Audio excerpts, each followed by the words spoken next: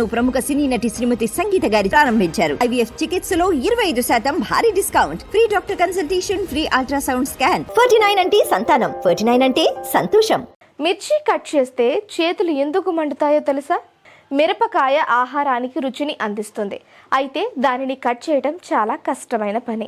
మిరపకాయలను కట్ చేస్తే చేతులు మండుతాయి. మిర్చి చేతులతో పాటుగా పొరపాటున శరీరంలోని మరే భాగానికి తగిలిన విపరీతంగా మంట కలుగుతుంది. అయితే మిర్చిని కట్ చేసినప్పుడు చేతికి మంట పుట్టడానికి కారణం ఏంటో తెలుసా? మిరపకాయలో ఓ రసాయనం ఉంటుంది. దాని పేరు క్యాప్సైసిన్. మిరపకాయ ఘాటును బట్టి ఈ రసాయనం పరిమాణం ఎక్కువ లేదా తక్కువగా ఉంటుంది. ఎవరైనా కత్తెరతో లేదా కత్తితో మిర్చి కోసినప్పుడు ఈ రసాయనం బయటకు వచ్చి వారిపై పడుతుంది. దీనివల్ల చర్మం ఎర్రగా మంటగా మారుతుంది. చేతి గ్లౌజులు వేసి మిరపకాయలను కత్తిరిస్తే దాని ప్రభావం ఉండదు. ప్రస్తుతం మార్కెట్లోకి ప్లాస్టిక్ గ్లౌస్ అందుబాటులో ఉన్నాయి. మిరపకాయలను కత్తిరించడం వల్ల క్యాప్సైసిన్ అనే రసాయనం చర్మంపై ప్రభావం చూపదు.